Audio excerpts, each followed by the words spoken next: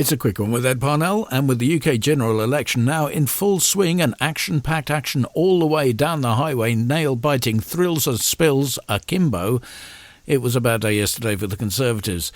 Last night, a minister appeared on Newsnight and was asked exactly why young people can't seem to get into the Conservative headspace. Look at what you've done for young people.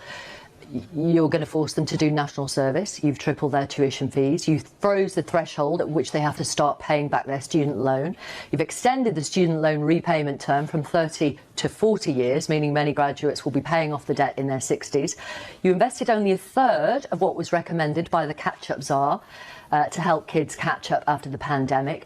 Rents rose nearly 9% in the last year, and houses are at their most expensive since 1876. That's why I ask, have the Tories got a problem with young people? No, not at all. Well, that's all sorted then. Thanks for answering me, Minister, and we'll see you soon. That came hot on the heels of another Conservative MP who appeared on Channel 4 earlier on the evening and had a similar spaghetti of an interview. The top man at the Treasury says civil servants were not involved in the production or presentation of the overall document. But of course, the civil servants were involved in many of those, a majority of the policy costings that made up the overall figure. Is that how taxes work then? You get a cost and then you divide it evenly between every working family. Well, that's not how tax works, is it? I think it's very legitimate for every working family watching this programme to know. But that's not how you set taxes. Well, they're the ones who pay. It's working families who pay the price for Labour's Is that how you set taxes? You just divide it up evenly and everybody pays the same? And it's only working families? Well, working families are the people who pay the bulk of taxes in this country. Yes, they are. I'm trying to point out how meaningless this figure is, because that's not the way the tax system works. Well, and also £2,000 is over 4 years. Yes, and that the Prime Minister has been very clear about that. Well, he wasn't.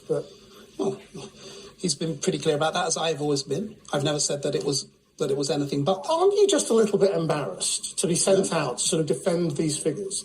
That you're a clever man, you know it's really misleading. It's just not the way tax works. And, you're playing dirty now. This is a new phase of the election campaign where you're slinging numbers around the way the Brexit campaign did, knowing that some people will believe it, even if it's debunked. No.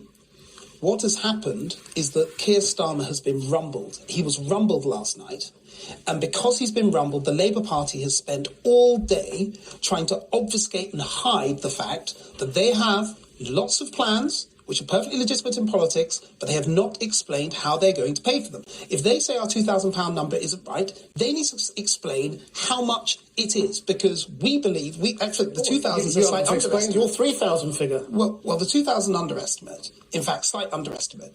What we are saying is that is what the cost would be to every working families, because working families is not true. Anyway, working families are the people who pay the price. They're the people who pay taxes in this country. You don't know what growth's going to be. You don't know what borrowing's going to be. You've just divided up a number and shoved it out there as if it bears any resemblance to reality. Ouch! And the full script of that interview is available for the next Hammer horror movie.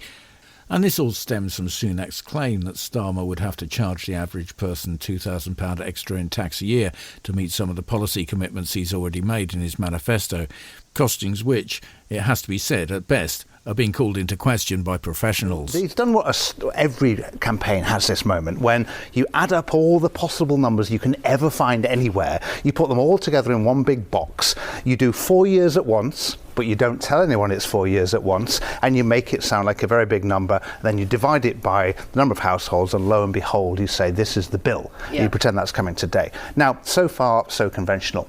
The bit that they've got really badly wrong was to then really foolishly, and this is amateur hour in my view, to allow themselves to be hung on the fact that they're pretending the Treasury has sanctioned this move, when if only they'd said, look, we've done these costings and we are telling you, that would be a standard move, and that would then get you into an argument about tax. I have to say, a stupid argument about tax, because I think the Spectator tonight have done a piece in which they've said, well, the Conservative Party did the same exercise with the Tory Party, it would be £3,000 per household. That's right, yeah. So the whole thing is preposterous, really, even at the level of their analysis, but they've managed to take something ridiculous and turn it into an own goal. Right. And there you have it. We pay a lot of money to ministers in this country on the premise that we're paying for top talent.